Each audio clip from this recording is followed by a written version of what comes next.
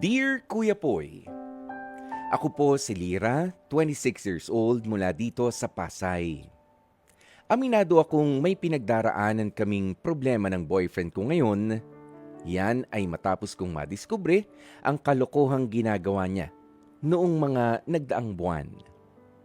Ang totoo po kasi niyan, sa edad kong ito ay pinilit ako ng boyfriend ko na bumili ng kotse. During that time kasi ay kaka-resign niya lang din sa kumpanyang pinapasukan niya.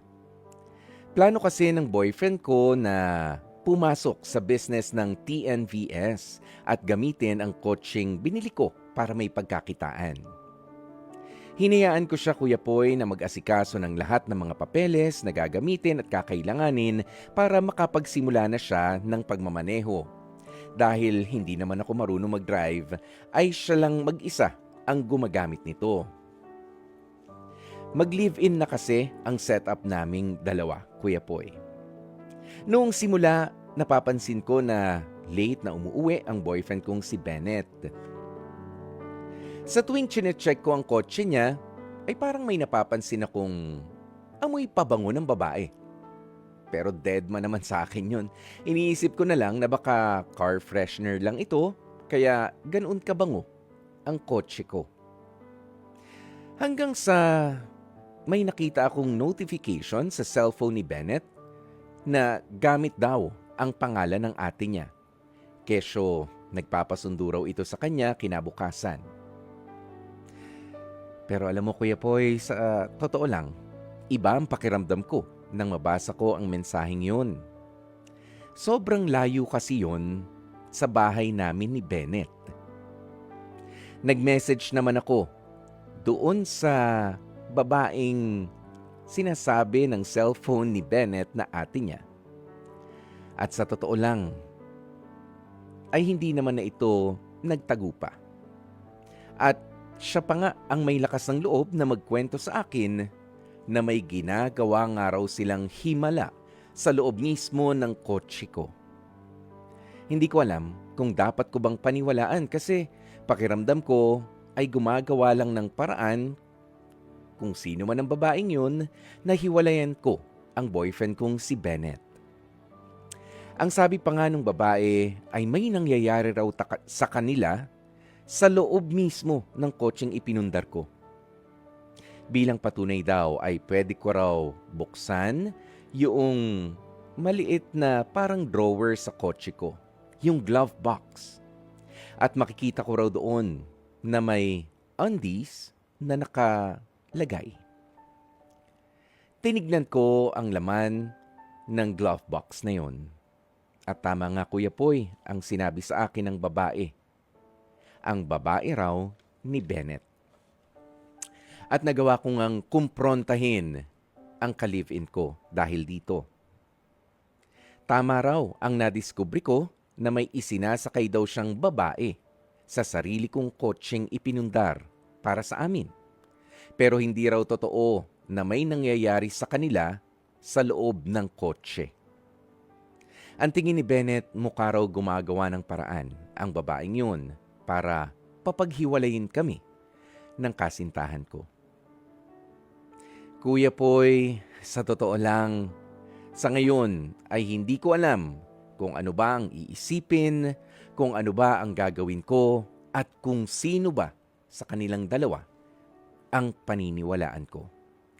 Basta't ang alam ko ay masama ang loob ko sa ka-live-in kong si Bennett at hindi ko alam kung papaano ko siya pakikiharapan sa araw-araw naming magkasama ng dahil sa nangyari.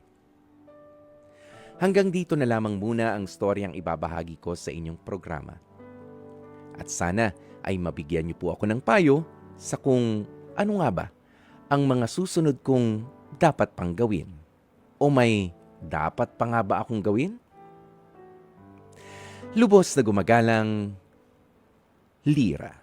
Mga kapatid, napakinggan nga po natin ang kwentong ibinahagi nitong si Lyra at ng kanyang live-in partner na si Bennett, kung saan nga po si Bennett ay umalis sa kanyang trabaho, si boyfriend, at syempre itong si Lyra naman ay meron pa rin trabaho, nga lang ay siya yung may kakayahan na mag-invest doon sa TNVS na tinatawag po natin. O yun, yung mga nag-grab dyan, 'di ba? Bibili ka ng sasakyan tapos papasok mo doon. Edi magse-service. Pwedeng pang personal kasi yan no? Tsaka pwedeng kumita rin yung sasakyan. Nga lang, eto na nga po. Eto na ang nangyari. Merong nagchat-chat dito kay Bennett na nahuli nitong si Lyra na kung ano-ano ang mga pinagsasasabi. Kesyo ang dami raw, may milagro raw na nangyayari sa loob ng kotse na ipinundar nitong si babae. Ayan, si Lyra. Pero alam mo no, eto ang may papayo ko sa iyo, Lyra. Dahil nalilito nga po itong si Lyra, ano bang gagawin ko? Yan ang hanap buhay ngayon, itong si Bennett, yung pagdadrive para kumita ng pera. Nga lang, meron siyang agam-agam na baka may naninira sa kanila, nalilito siya kung sino ang paniniwalaan. Yung babae ba na nagchat-chat na merong ginagawang kalokohan itong si Bennett, o si Bennett na sinasabi niya, oo, may sinasakay ako pero hindi katulad ng sinasabi mo na meron akong babae at may ginagawa pa kami sa loob nung sasakyan mo, sasakyan natin. Pero ang maganda, nag-invest ka sa business, di ba? Maganda yan Katulad niyan, yung mga TNVS para sa future nyo magjowa, pwede. Nga lang, tulad ng ibang trabaho, katulad ng ibang business, investment, kapag totoong hinaluan ng kalokohan, masisira lang yan. Hindi yan magtatagumpay. In short, masasayang, mapupunta lang sa wala. Pero ito, ang naiisip kong pinakamagandang paraan sa ngayon. Papaghanapin mo na ng ibang trabaho itong si Bennett. Okay, pabalikin mo na lang siya sa pagtatrabaho ulit. Hayaan mo muna yung sasakyan dyan. After all, naka-apply naman na yan, para makabiyahe-biyahe. Lalo na kung nilalamon ka nga ng pagdududa sa ngayon. Hindi dapat yan maging problema kay Bennett, yung mag-iba ka ng trabaho. Di ba pagka nabisto mo yung jowa mo, merong jowa dun sa pinagtatrabahuhan niya, umalis ka dyan, lumipat ka na lang ng trabaho. Kapag wala naman talagang nangyayari, sige, okay lang. Ngayon, pero kapag parang hirap na hirap, teka, baka meron tayong dapat pang amuy-amuyin na katotohanan. Di ba?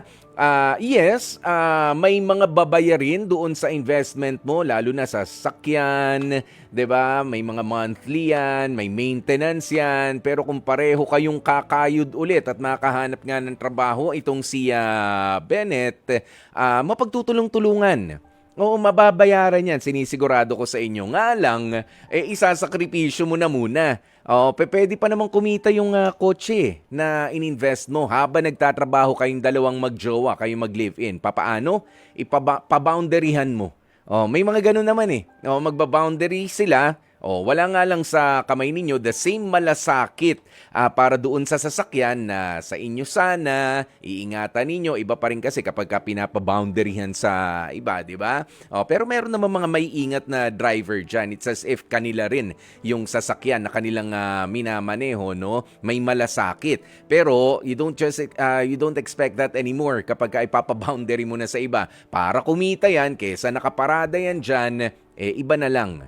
Iba na lang ang ikaw ang operator, sa iba mo na lang ipamaneho, boundaryhan nyo ko para kumita. May babayaran ka mga monthly dues niyan Ayan, pero sa pagkakataon ding ito, i-observe mo kung papaanong tatanggapin ni Bennett yung ganyang suggestion mo.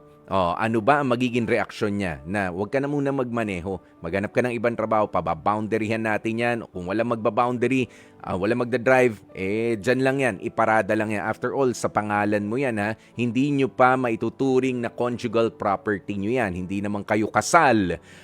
Sa pangalan mo yan, ilang beses mo sinabi dito, Lyra, sa sulat mo na sayo yung kotse. Diba? So officially, sa'yo yan. Ikaw ang magdi-decision dyan. Ikaw ang nag-invest dyan. Pagka naghiwalay kayo, sa'yo yan mauuwi.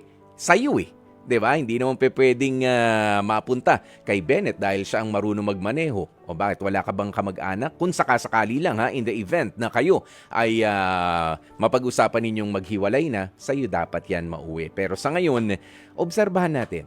Ano ang magiging reaksyon ni Bennett kung sakaling, i-suggest mo nga na bumalik ka na lang sa pagtatrabaho, hindi para sa'yo ang TNVS na 'yan, dahil hindi ka rin na mapalagay, your peace of mind is more important doon sa kwarta, doon sa pera na kikitain niyang investment mo. Lalo na kung meron ngang naninira o meron bang, kinalaman din itong boyfriend mo. O doon talaga sa babaeng yun, doon mo malalaman ang katotohanan sa kung papaano ang magiging pagtanggap ni Bennett sa magiging suwestyon mo na iba na lang ang magmaneho niyang TNVS na yan na ininvest natin.